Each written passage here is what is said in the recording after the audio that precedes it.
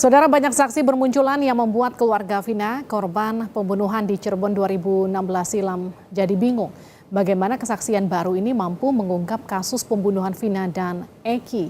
Kita akan bahas bersama staf ahli Kapolri Arianto Sutadi. Pak Arianto, selamat malam.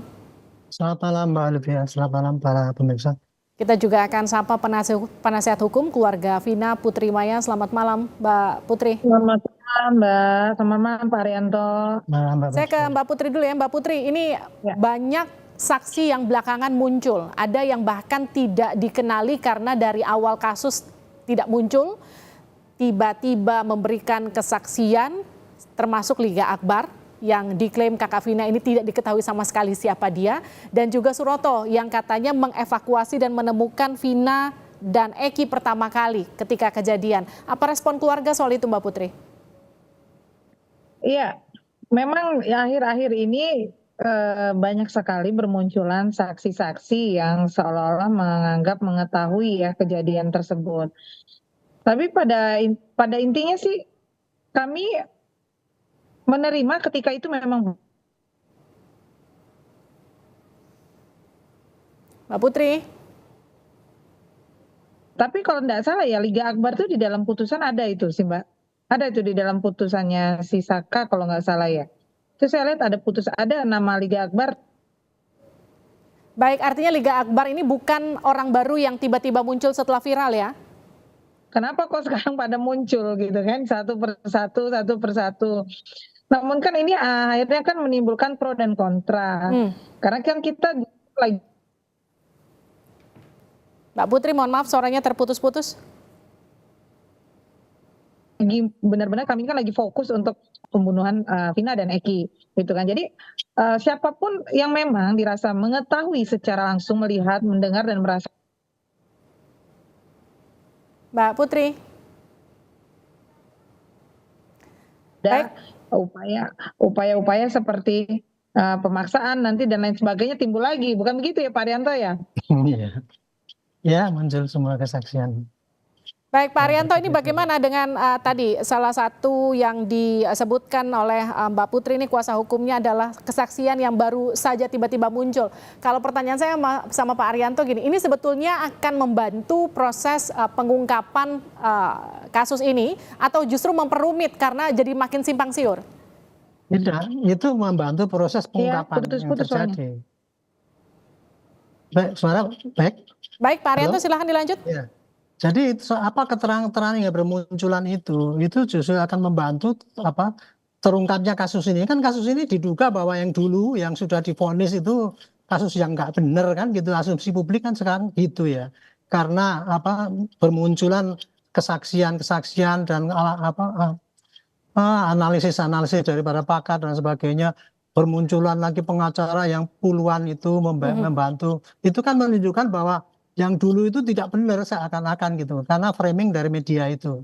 Nah sekarang kalau bagi penyidik ya, sekarang ini fokus kepada yang PG ini, itu ya. PG sudah ditetapkan sebagai tersangka, hanya berdasarkan tadinya keterangan AF ataupun si Mel dan sebagainya. Kira-kira itu ya, ditambah dengan bukti-bukti yang lain. Polisi waktu itu sehingga tentukan sebagai tersangka.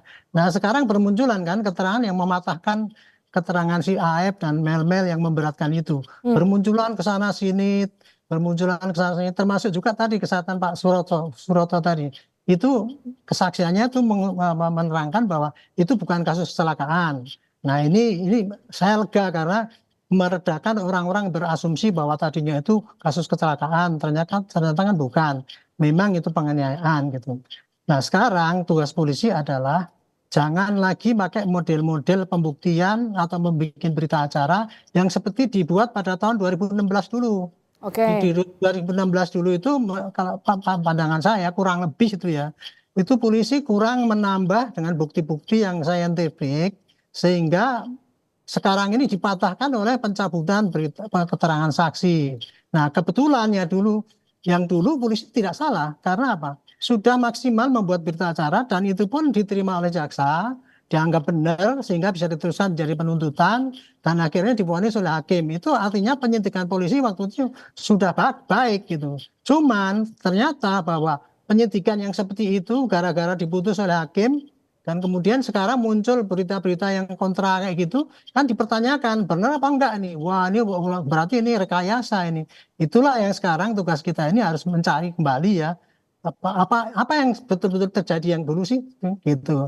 Tapi kalau untuk yang kinerja tahun 2016 itu nggak usah dikoreksi lagi. Kalau mau ngoreksi ya pakai PK aja.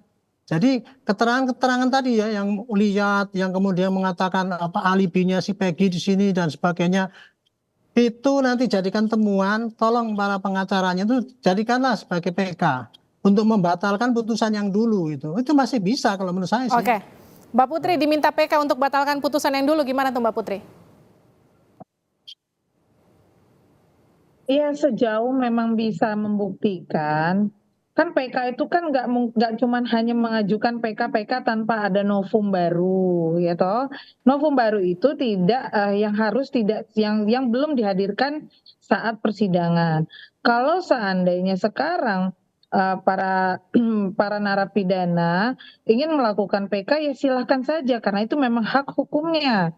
Ya kan, tidak ada masalah sejauh memang bisa membuktikan bahwa apa yang menjadi tuduhan dan vonis tersebut bisa dipatahkan, dalam artian bisa membuktikan semua itu memang mereka tidak bersalah, ya silahkan saja, sah-sah saja begitu, tidak ada larangan, memang itu memang upaya hukumnya seperti itu, Mbak. Tapi kalau keluarga sendiri melihat banyaknya saksi yang belakangan bermunculan, kemudian jadi klaim sana-sini bahwa seolah-olah mereka hadir di lokasi melihat langsung, tapi selama ini tidak pernah terlihat. Ini memperumit kasus ini atau sebetulnya membantu? Kalau keluarga sendiri melihatnya gimana? Jadi sebenarnya Mbak, memang pasti yang pertama adalah bingung, ya bingung dan apakah ini benar ataukah tidak gitu kan, termasuk kami juga sebagai kuasa hukum juga pasti bingung nih mana yang benar mana yang salah. Tetapi sejauh memang pembuktian atau keterangan mereka bisa mendukung dan bisa mengungkap fakta-fakta, ya tentunya kami akan pikirkan itu dan kami juga akan meminta kepolisian untuk lakukan pemeriksaan tambahan terhadap mereka yang menganggap mengetahui begitu, Mbak. Nah ini ke Pak Arianto, kalau keterangannya kontra dengan hasil pemeriksaan atau penyidikan dulu di 2016, bagaimana proses verifikasinya Pak Arianto? Enggak sih, polisi tidak akan memeriksa dengan kontra dengan 2016 Pak, enggak. Polisi sekarang ini cuma mau membandingkan keterangan yang memberatkan si Peggy ya. Keterangan si Peggy itu kan memberatkan AF dan Memen dan sebagainya. Sekarang dikonter dengan para ini yang saksi yang bermunculan. Nah, pasti polisi akan memeriksa kembali ini saksi daripada si Mel apapun AF itu berkualitas apa tidak gitu. Karena tadi kan pengacara mengatakan kok pakai psikologi segala itu. Nah, ini usaha polisi untuk untuk membuktikan ya, apakah keterangan yang disampaikan saksi-saksi yang meringankan itu tadi bohong apa tidak gitu. Supaya nanti tidak disangka polisi milih-milih cuma dengar keterangan dari si AF yang keterangan si ibu itu nggak sampai gitu. Kalau pakai psikologi nanti bisa kelihatan kalau seandainya toh dia masih bersikuku pada keterangan itu, nanti di depan sidang akan terbuka itu, dibuka kan di situ apa keterangan ahli mengatakan wah ini dia bohong apa tidak, atau lie detector mengatakan ini bohong apa tidak. Itu jadi situ lebih gamblang lagi menimbangnya itu mana yang memberatkan, mana yang meringankan.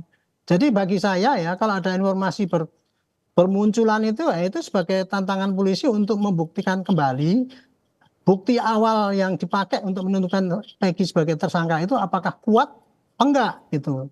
Didukung dengan scientific crime investigation, artinya dengan pembuktian bukan hanya pada keterangan saksi doang gitu ya. Dengan keterangan yang lain ya terpaksa dilihat lagi bukti awal, kemudian mungkin kalau ada CCTV, mungkin kalau ada rekaman HP masing-masing waktu itu ada di mana, itu lebih akan menguatkan terangan yang sesungguhnya gitu. Jadi intinya sekarang polisi dihadapkan pada tantangan harus betul-betul teliti menguji ya kesaksian yang dijadikan sebagai bukti yang cukup untuk menentukan si Peggy sebagai tersangka. Nanti kalau seandainya bukti kesaksian ataupun apapun itu dianggap sudah cukup dan sudah tidak terbantahkan oleh keterangan-keterangan yang meringankan si Peggy ini, pasti polisi akan mengirimkan ke jaksa. Nah, di sini peran jaksa. Jaksa meneliti ini kira-kira kuat enggak bukti ini untuk kalau saya jadikan tuntutan. Ya mudah-mudahan seperti dulu gitu. Nah, kemudian nanti di hakim bisa dilihat, dan saya kira ya hakim besok ini tidak akan ya dalam tanda petik gegabah ya seperti yang dilakukan pada tahun 2016 dulu, kok tidak diperiksa ininya dan sebagainya, itu kok bisa memutus kayak gitu. Ya mudah-mudahan ketemu hakim yang tidak mudah percayalah dengan berkas polisi itu ya, tetapi dia dengan betul-betul ingin mengungkap kasus ini apakah yang terjadi itu sesuai dengan diceritakan di BAP atau bukan. Karena cerita itu adalah yang ada terjadi di pengadilan. Oke, Dari situ hakim akan memutus gitu. saya ke Mbak Putri. Mbak Putri, kuasa hukum Egy itu kan bertambah, ada puluhan kuasa hukum ya yang kemudian katanya meminta tanda tangan untuk kuasa hukum jadi kuasa hukum Egy. Tapi sejauh ini sudah ada koordinasi antar Anda, kuasa hukum Vina dengan kuasa hukum Egy terkait dengan perkembangan kasus ini yang bertambah banyak saksinya? Kalau koordinasi perihal perkembangan Egy, kami tidak detail menanyakan ya Mbak. Hanya kemarin ketemu dan berbincang-bincang sedikit, dan kami juga menyampaikan bahwa ya kalau memang rekan-rekan ingin membela Peggy, kan ada upaya hukumnya, berarti harus segera melakukan pra peradilan itu dalam tahapan di kepolisian. Nah, itu dulu yang lebih dulu harus dilakukan untuk membuktikan apakah penetapan Peggy sebagai tersangka ini sudah benar dan sudah sesuai SOP yang berlaku saat ini. Itu saja sih Mbak, tidak ada komunikasi lanjutan. Kalau kemarin keluarga Vina sempat diperiksa, kapan rencananya akan diperiksa lagi Mbak Putri? Ini belum dapat informasi Mbak. Mungkin kalau memang masih ada kekurangan tambahan, nanti akan dipanggil kembali begitu. Baik, terima kasih Mbak Putri sudah bergabung bersama kami. Pak Arianto juga terima kasih sudah bergabung di Sapa Indonesia Malam. Sehat-sehat selalu. Terima kasih.